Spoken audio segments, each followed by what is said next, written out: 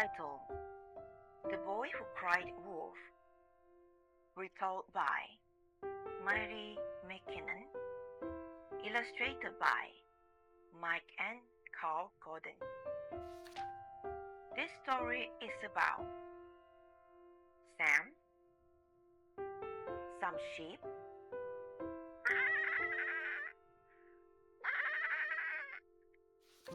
the villagers, and maybe a wolf.